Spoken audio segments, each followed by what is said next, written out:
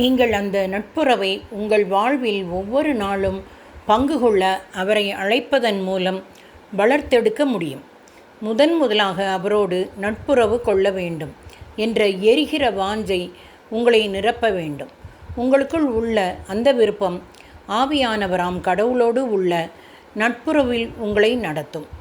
நீங்கள் பேசும்போதும் நினைக்கும் போதும் உங்களில் வசிக்கிற தூய ஆவியானவர் பிரியப்படும்படி வாழ வேண்டும். இரண்டாவது காரியம், தூய ஆவியோடு தினமும் நீங்கள் பேச வேண்டும். நீங்கள் என்ன உணர்கிறீர்கள் என்பது முக்கியமல்ல, நீங்கள் பேச வேண்டும். நீங்கள் தொடர்ந்து பேச வேண்டும். நாள் செல்ல செல்ல நீங்கள் தூய ஆவியுடனான நட்புறவில் வளர்ந்திருப்பதை காண்பீர்கள். இந்த உறவு உயிரோட்டமானது, செயல் ஈடுபாடு உடையது. இந்த உறவு உங்கள் வாழ்வில் உங்களுக்கு மன அமைதியை தரக்கூடியது.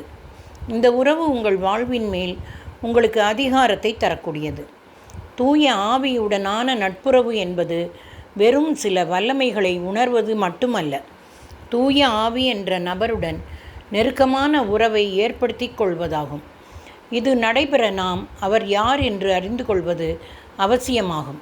உங்கள் வாழ்வின் ஒவ்வொரு கட்டத்திலும் அவரை அழைத்து உங்கள் தேவையின் போதும் தேவையில்லாத போதும் அவரோடு பேச வேண்டும்.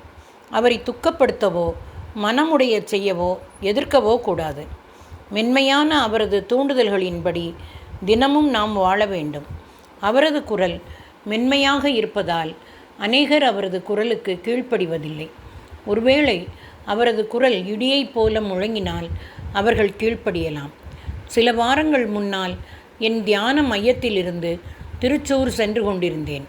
அப்பொழுதுதான் தியானத்தை முடித்துவிட்டு தன் வீட்டுக்கு சென்று கொண்டிருந்த இளைஞன் என்னோடு பயணம் செய்தான்.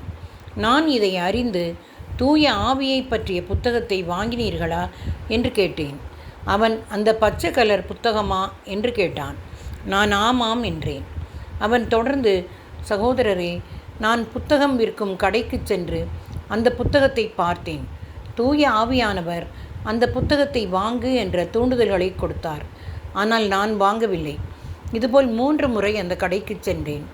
தூய ஆவியானவர் அதை வாங்கு என்று தூண்டுதல் கொடுத்தார்.